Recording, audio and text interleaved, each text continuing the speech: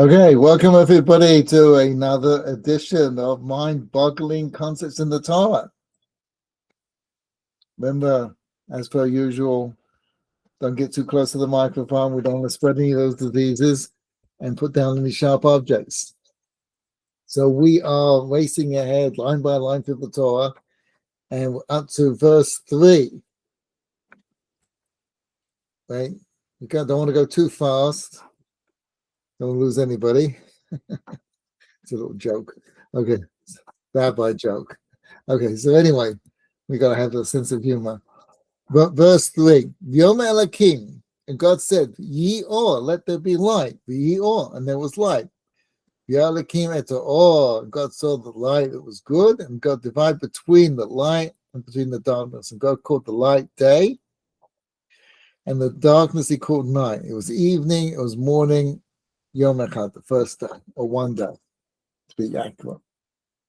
So a little boy comes along approximately 5,000 years after this event, and he confirms what the Torah says. And he says the famous concept that now we're all familiar with, that everything is relative to light. The one absolute in existence is light, and everything is relative to the speed of light.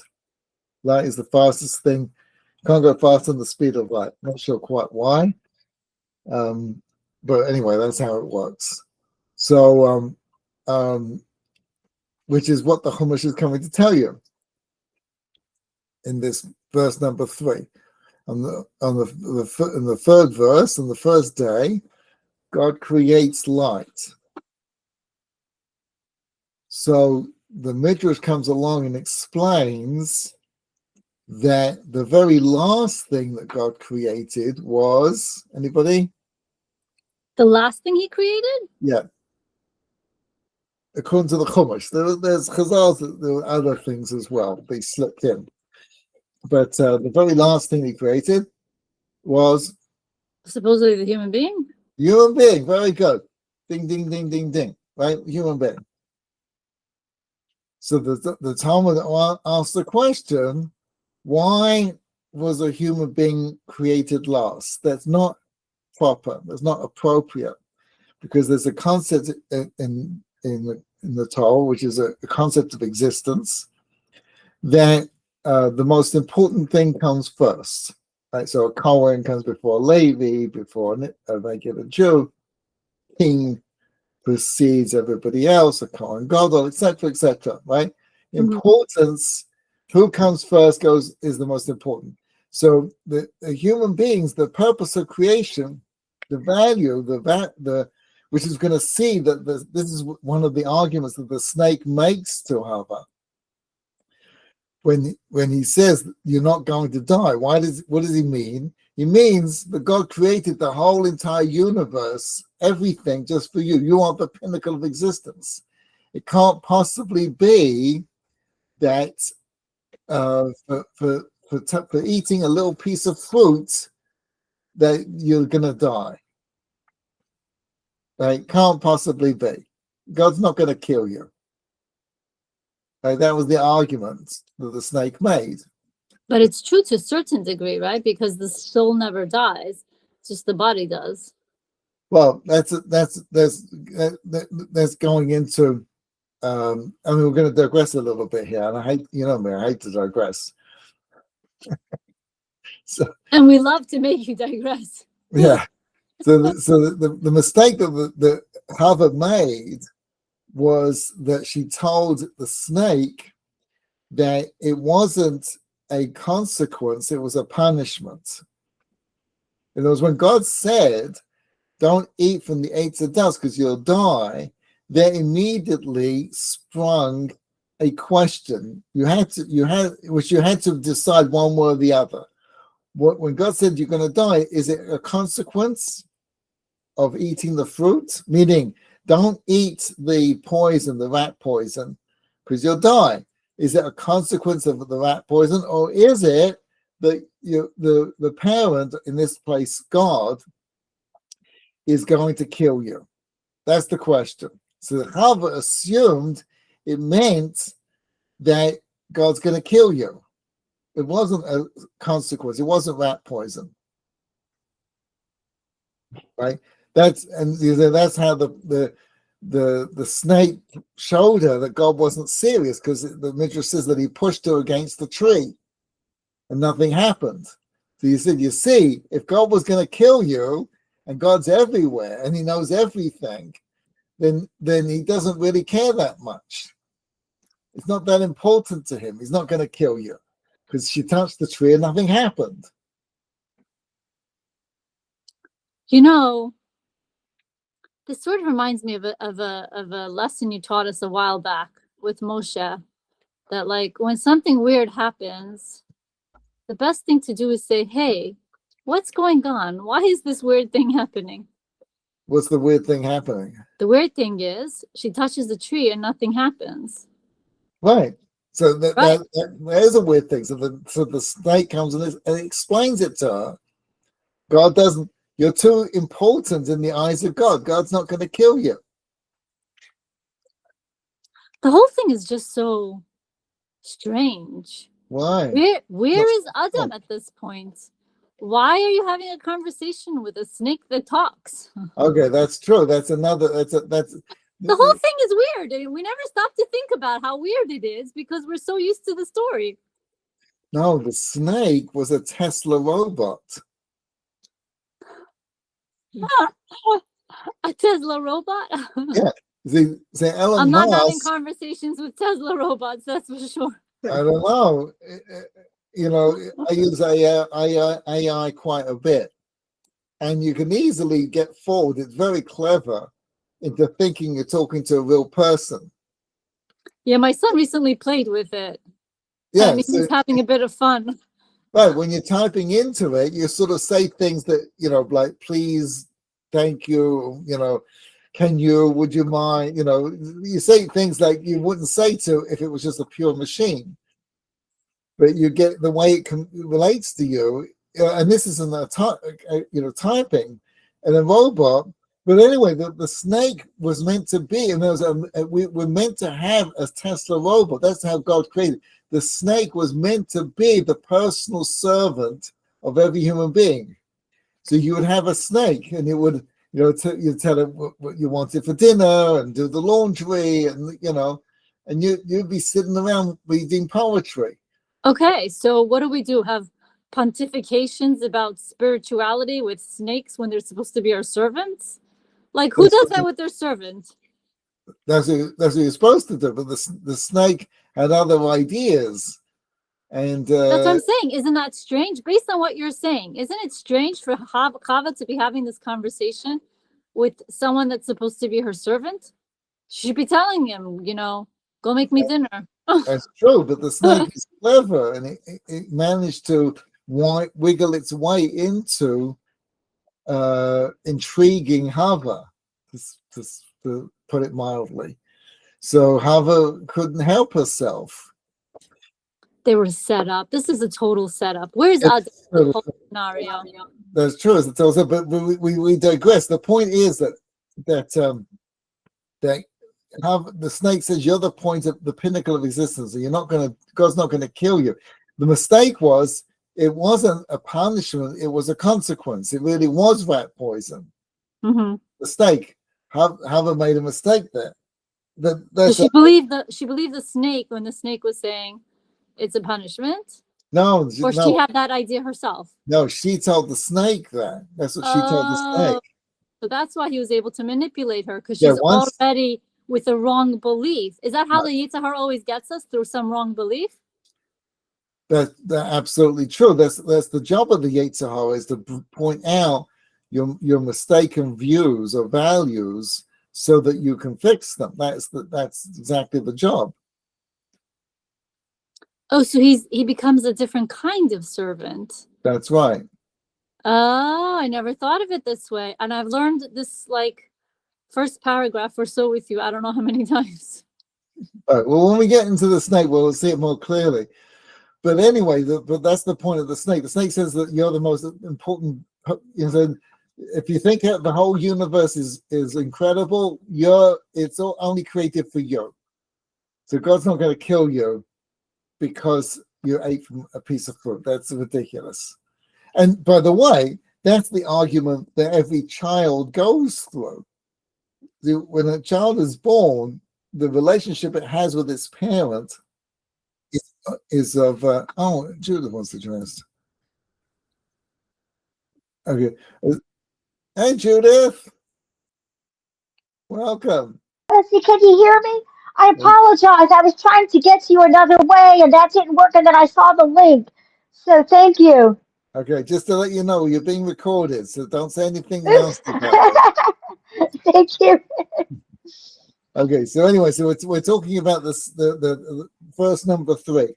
So the creation of light.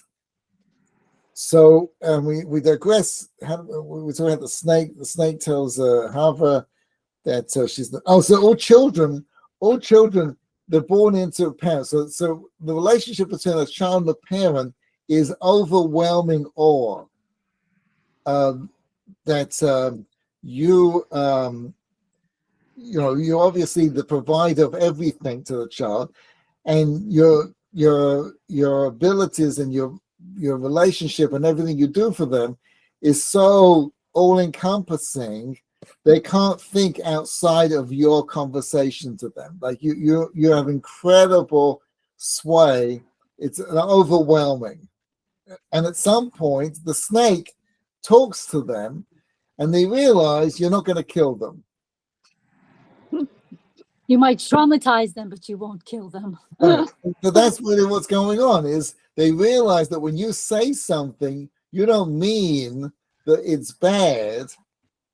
They realize that what you mean is you're going to punish them. That's what they think everything is. That's this dynamic that happens at some point. It triggers, and they realize everything is just a warning. And that's when they start taking you seriously. So I have a question, because I've noticed some interesting behavior from my younger kids. And I'm like, that's such an interesting perspective. Like, something happened today, and one of the kids got hurt.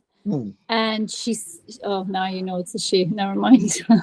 And they said, I realized that God wanted this to happen. So I just focused on that. And when I did, it stopped hurting. And I was like, whoa. And I thought, wow, that's a very high level of bittachon. So is that real, or is that like testing the concept? What do you mean testing the concept? Why can't it be real? In other words, like, it's a concept that they're like testing to see, does it really work? Or like they really do believe that? Yeah. Children have a very, very firm understanding that there's a God. It's obvious to them. So are you saying that this bittachon that my younger kids have, that it's something that will go away because like that's what happens, or it's something that will stay with them because they have that strength or thinking in that belief? If it's supported, it will stay with them. But if it's not supported, that's what happens to kids, especially in the secular world, is that it's not supported, and when they meet their first disappointment, they're educated that this is disappointment because they're naive and to give up their belief. Oh, so you're saying innately, all children have a distinct true belief in and trust in God, but that all the experiences that they have can whittle away at that and like totally destroy it, or the opposite experiences that they have that basically confirms the existence of God and the trust in God, and that God does things for your benefit, and something like not great happens and that's a consequence of something you need to learn, then that is basically like supported and reinforced, and they continue to stay with that. Is that what you're saying? Yeah, I mean it's obvious. Like the child is so innate, nothing personal. So my best friends are children, but children are so inept and so in need of more than any other creature on the planet, the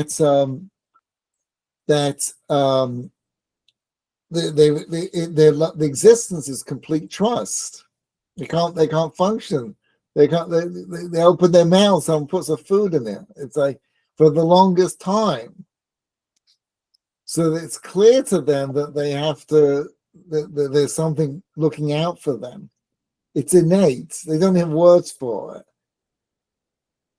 So it's really the parents that are basically going to either destroy that trust in God or reinforce it, is basically what you're saying. Right, 100%. Wow, we have power. Yeah. 100%. That's really the first verse in the Torah.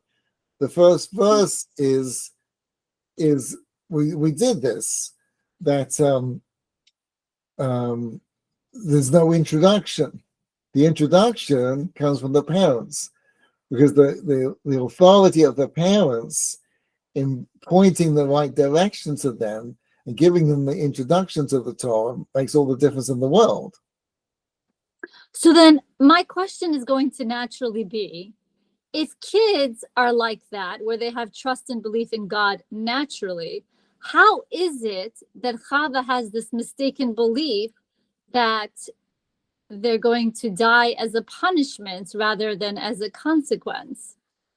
If she's sort of like a, childlike being in a way, because, she was just born. I'm not getting your question, sorry. In other words, if you're saying children have this innate trust and belief in God, how is it that Hava sort of doesn't, in a way? Because she's thinking that if she touches the tree and eats from the tree, then she's going to die. That it's a punishment. Shouldn't her belief be it's a consequence? It should have been, but the process of existence constantly challenges us, and that's what a child learns. That's what a child goes through when you don't pick it up, or he doesn't get what he wants. He's in pain, essentially.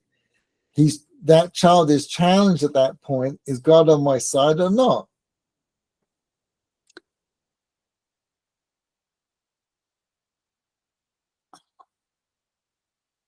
But you're saying that naturally kids have that trust and But it's challenged, and if it's not reinforced and explained, then they can get a divergent message. Oh, so really what you're saying is they first notice it in you and how you're dealing with challenges. Are you viewing it as a punishment from God because of what you might or might not have done? Or are you viewing it as a learning experience, as a consequence, as something that must happen for whatever good reason that God deems, but not as a punishment? Right. You and the greater environment, or whatever environment they're exposed to. Yes. Oh, that explains a lot. So when they see you, then they know how to deal with their own. Right. And every time they have a challenge, they view it in the same way you do, because they're seeing how you're doing it. Okay, that makes sense. Right. Very good.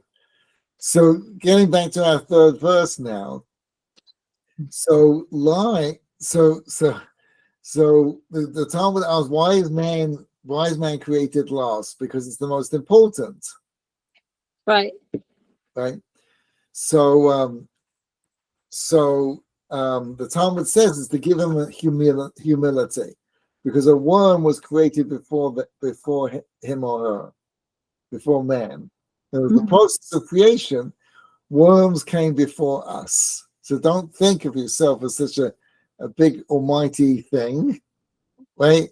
A worm was created before you. Mm-hmm. Right? Now, I don't know about you, but that really doesn't inspire me to humility. Right? So if it doesn't inspire, why did they say it? Exactly. Right? Oh, I understood the question. Yeah, you got the question now. That's always the first challenge. Right? I guess because a worm is it's considered like such a lowly thing. Like it's in the ground, you like step on it, and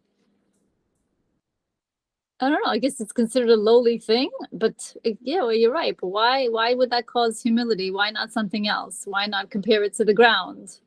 But really, it was animals that were second to last. They were created second to last, right? Animals were created second to last, right? So why choose a worm of all the animals to say, Right. okay, like humility? Right.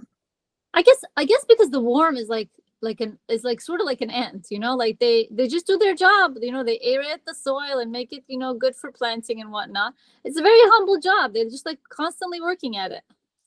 Right. They That's eat true. dirt and they spit out dirt. Right. That's true. But a person who's in need of humility, like you can't imagine going up to them and saying, listen, stop thinking so big of yourself. Well, one was created before you. I can't see that doing much. I agree with you. I doubt arrogant people would be very moved by that. Right. They'd probably slap me if I did that. So don't try it. Don't try it at home, yeah. So what does it mean? So it doesn't mean the idea of a worm, or the knowledge of a worm was created for you. It means the reality of a worm was created before you.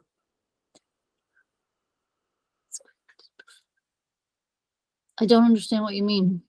So you see that the 6 days of creation are not items in a to-do list. Like you're going shopping and you need flour and you need carrots and you need potatoes, and you just put it in the basket, whichever comes first. That's not the order of creation. Creation is like an onion, and you're building, but you're building from the outside in. So each layer requires the previous layer. So for instance, the plants need the light. Plants came after light, right? But the light doesn't need the sun. Right? The sun doesn't need the plants. So if the sun was, God forbid, disappear, the plants will be having a hard time. Right. But if the plants disappear, the sun couldn't care less. Right? The animals need the plants. The plants don't need the animals, pretty much. There is some cross wiring, but pretty much, right? It's the animals need the plants. So if the monkeys disappear, the bananas couldn't care less. Right? But if all the bananas were to go, the monkeys would be having a hard time. Each layer needs the previous layer, but not the other way around. Right? The very last thing that was created is man. And there's one tiny little space for you. And if you don't fit in that space, you're going to find life doesn't work. And that's what an arrogant person, that's what arrogance is all about, is you don't know your space. You don't know, it's not just like for humanity in general, right? Humanity is the only being that it has to fit into everything else. Nothing else will fit into it. In other words, the monkeys are, if the bananas are having a hard time and the crop gets some blight or something, and the monkeys are going to have to figure out how to manage. Not the other way around. If more monkeys show up, they have a birth population burst, right? And there's twice as many monkeys. The bananas are not going to produce more bananas because the monkeys need it. So the monkeys have to fit into the schedule of the bananas and not the other way around. We have to fit into on humanity level. We have to figure out how to live in the world, because the world won't figure out how to live in us. So we can make species extinct, and we can destroy the ozone layer, and we can, do all kinds of other things to the environment that are not good for us. And the environment won't care, and it's not going to spring back, and it's not going to compensate. Right? Humanity has to figure out how to live within the world. That's true on a global level, like humanity, but it's true on a personal level too. And that's what you see with arrogant people, is they don't figure out where they fit in. They think they can do more than they really can, And eventually, it all comes back home. Eventually, you're going to pay for it. It never works. You just stick around. Like, I'm a little older than 36 now, so I've seen enough of it to know that it's true. When I first started teaching this idea, it was just an idea.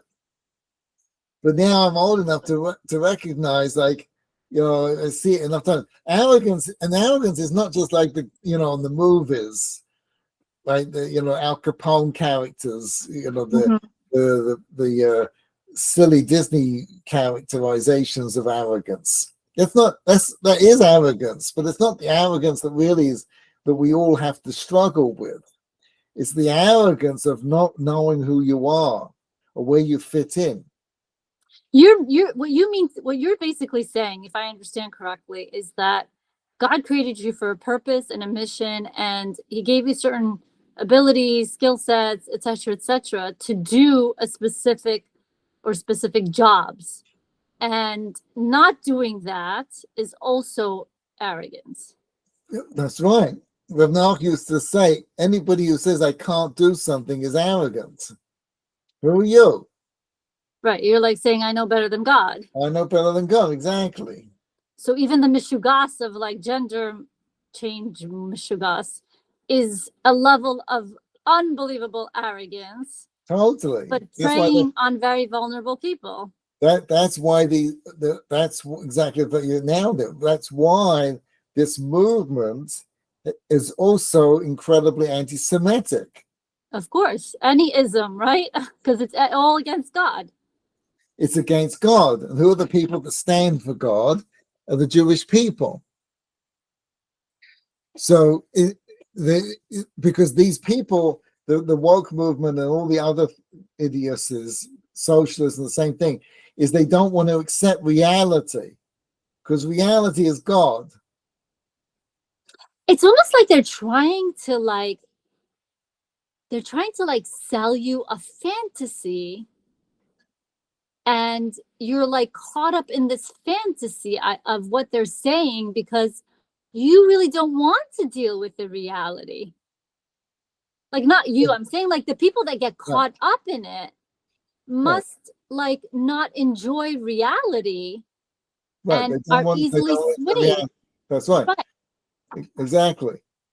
And a Jew represents God. You see, even the most secular Jew, this is why they're anti-Semitic. It's like, I was at one of these conferences, and it was a secular Jewish conference, and they were all kind of like, when anti-Semitism was just starting about a year and a half ago, 2 years ago, and they were all just bewildered, and they assumed that it's sort of like a global organized movement of all these anti-Semites with talking points, and that's not it at all. I mean, you couldn't create a global movement, no matter how much money you've got, and say it's time, we've had enough, we're going after the Irish, right? That's it, we're done, right? Kick out the Irish, they're the root of all the problems in the world.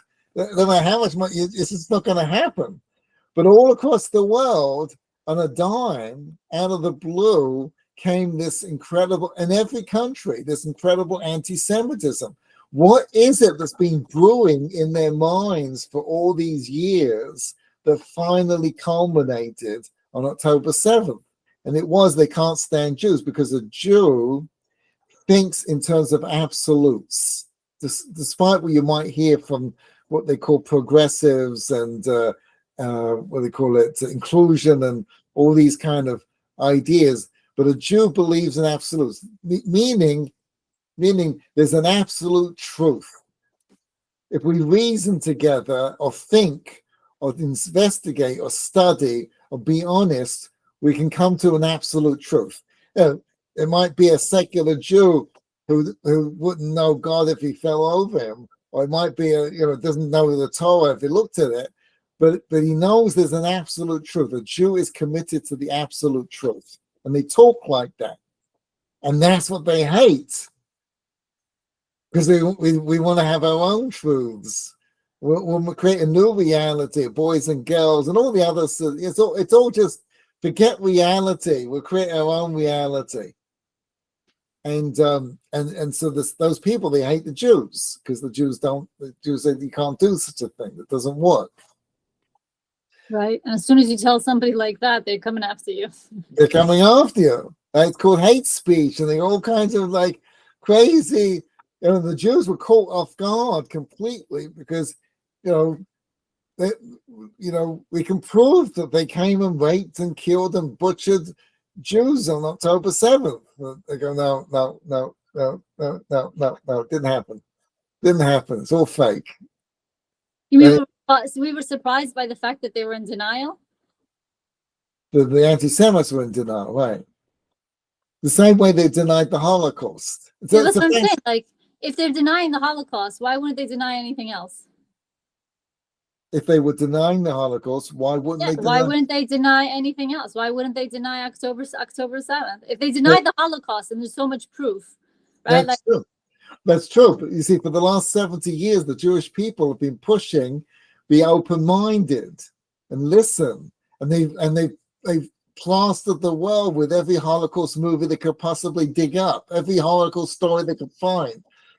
Right? So they go, look, it's evil, and it destroys countries, and it destroys its people, and it destroys lives, and you don't want to be part of it. And you go, yeah, 100%. Oh, it's tragic. Oh, the Holocaust, blah, blah, blah, blah, blah, blah, blah. Like, why don't we even bother with that message? I don't understand that message, to be honest. Why wouldn't you just say, like, look, God put us through a lot, but we're still with him because he's absolute truth. Why would you focus on the horrors? Why not focus on your dedication to God? That's true. 100% they should have. The message is mishugas. Why would you show your enemies when you were physically weak? Like, why would you parade that? I still don't understand a lot of these movies. I'm sorry. I think they're a true mistake. Granted, some people, their eyes get opened, but why would we show all the atrocities of October 7th? Like, why would we make it into movies and keep blasting it out? Are you crazy? Because they think that if I talk about it in the book. You read it, right? I did read it. It's in the book, right? The evil know the truth, and they don't want to listen. Oh, yeah, I remember you talked about Bilam. Yeah. Right. They hate God, and they don't want to hear the truth because it bothers them. But if it's going to be that way anyway, don't show October 7th atrocities. Just say, look, it doesn't matter what happens to us. We're going to stick with God because he's the truth. And you could either go towards the truth or live a miserable life. I think that's a better movie. Listen, you're right. And I think for the most part, the Jewish people, and definitely Israel, has come to the conclusion that these people are hopeless. Just do what you have to do. And that's what you see now, like they're bombing Beirut. Israelis are bombing Beirut. And UN is going, oh, war crimes and all these silly nonsense talk. I don't know if you saw this. I should have put in the paper on the I think it's Tuesday edition of the Wall Street Journal. I get the Wall Street Journal, which I would love to cancel, but for whatever reason, long story. We get the Wall Street Journal on Tuesday, is either Monday or Tuesday. Page 9, the front page of the Wall Street Journal is Israel bombs the head of Hezbollah in Beirut. Front page picture, the whole thing, the building, right, with a big, a hole in it, and and people died and everything, right? Page 9. It's not even like a front cover story. It's page 9. 300 girls abducted from a school in Nigeria. Yeah, unfortunately, that happens a lot. 300 kids are abducted, right? And not only it's on page 9. When I saw it on page 9, how come this is a front cover story, right? Then you read, right? You have to read the whole article. Nowhere in the article does it say Muslim extremists. Nothing. You don't know who did it. Nothing. No one's blamed. United Nations aren't outraged. The only person who's outraged is Donald Trump. Isn't that shocking? It's total shocking. the headline should, if it was Biden, right, it would be front page. Biden stands up for minorities persecuted throughout the world, given the Nobel Peace Prize. This is the kind of leadership we need in the world, right? Trump's there is buried like on the fifth, the sixth paragraph. Trump is getting upset with the Nigerian government and threatens them if they don't protect the Christians in Nigeria. Mind-boggling, right? Truth doesn't count anymore. We have an agenda. We're out to destroy the Jewish people. We have to destroy truth. We have to destroy Donald Trump. And we don't bend the truth wherever we want. It's just 300 kids got abducted, so I got to put it in the paper. You see, all the more reason why I feel like Jews and Israel in general needs to make it quite clear that this is not about just the Jews. It's about God. Do you have a God mindset, or you have a rebellious mindset against God? Oh, I think Israel, the Jewish people in Israel, are getting it 100%. They are talking more about God. Like, I think I saw 100%. something about how the teenagers, Yeah, definitely. 25% of teenagers are moving towards, Hashem and observance. And I'm like, wow, this is fantastic. It's totally fantastic. It's a And a revolution. lot of the hostages. Oh, sorry. Yeah, go ahead. Sorry. Yeah, go ahead, Julie. I was going to say a lot of the hostages became observant. Yeah.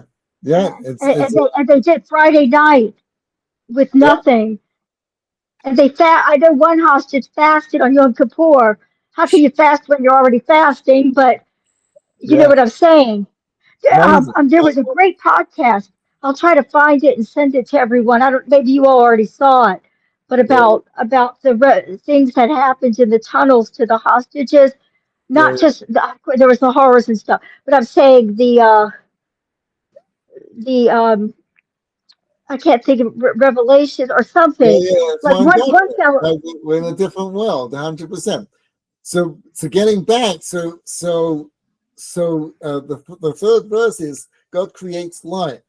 That's the beginning of the onion, and each layer, each day, each creation is adding to the creation and further more defining it. So by the time we get to Adam, there's only one tiny little space for him.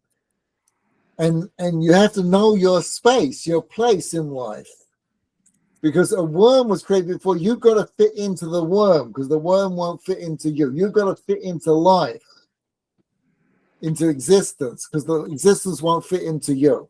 And that ticks off a lot of wealthy people, because their money won't save them. It won't give them what they want. With money, they think money can change that equation. It doesn't. Oh, this sort of fits into what you were saying about consequences and punishment. If you don't fit in the space that God has made for you and do what you're supposed to, then you're going to feel a lot of consequences until you do. But your perspective might be inaccurate, and you might think it's a punishment, which could be very, very miserable. That's it. That's exactly right. People are angry, and that's why you need, in the same way that we're talking anti-Semitism. It's hard. It's anti-Semitism, but in a wider sense, people's inability to recognize that their lives aren't working is why the country needs a boatload of medication and an army of therapists. Continue living in fantasy.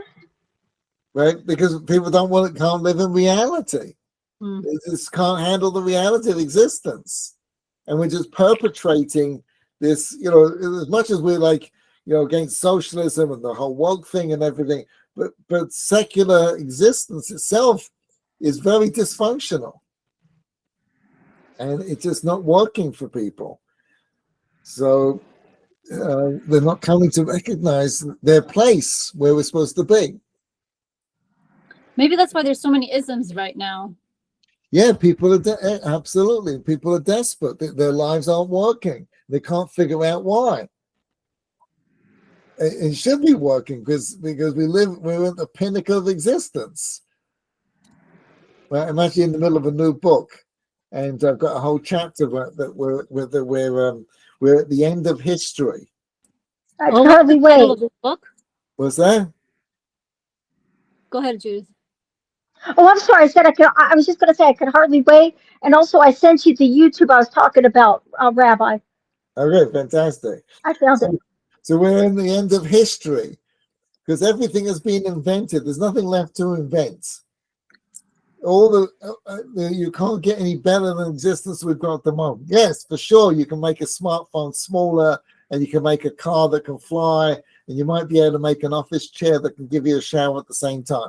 But nothing is going to improve the quality of your life as dramatically as when we went from the 19th century to the 20th century.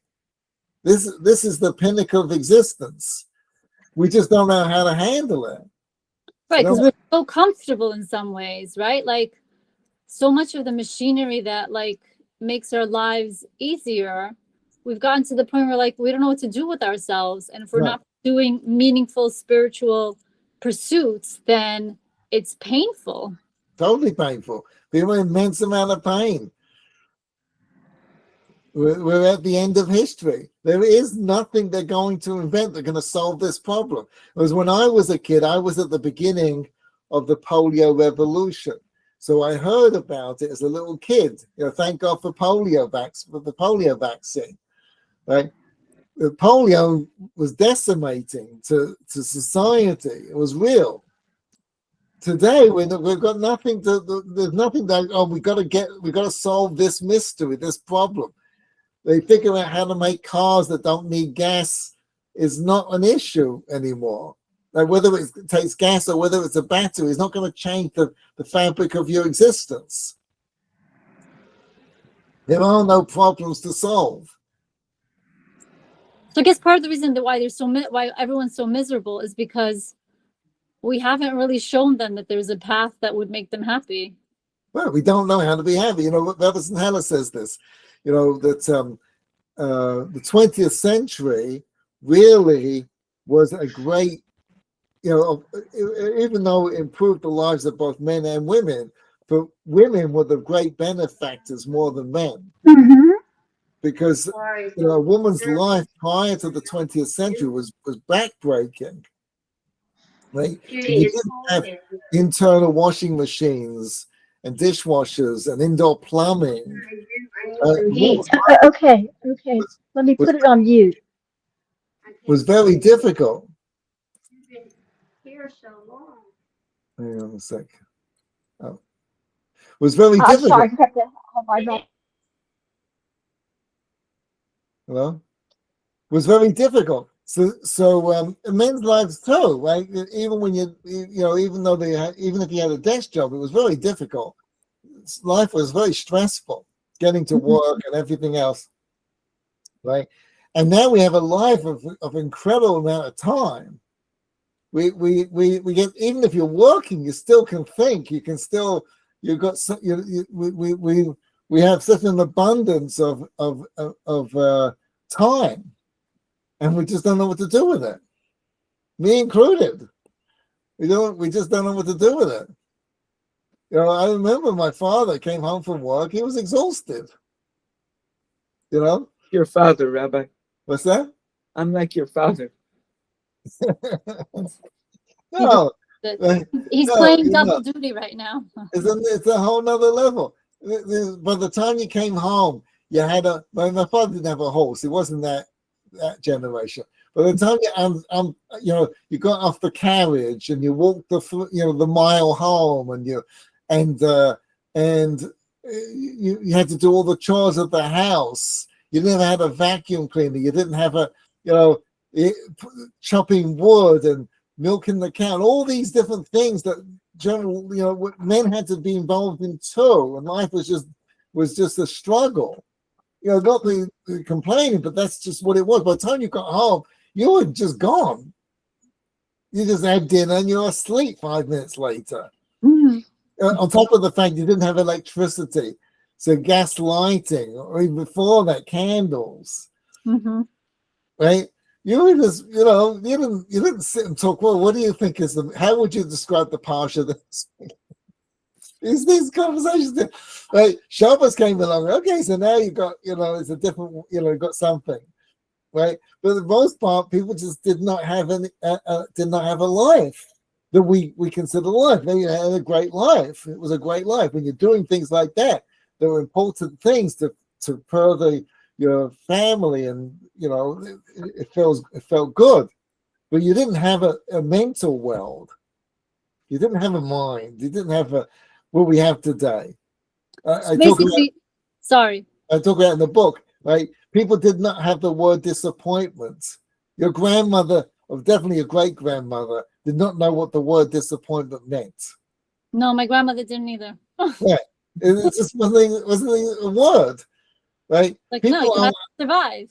What's that? You had to survive. You did what you had to do to survive. Right. They didn't. I was just doing some research on it. There are countries in the world, and mostly in Africa, they don't have a word for disappointment. Because if you're alive, that's it. You're great. You survive. Right. Because for them, it's a question of it's really a question of survival.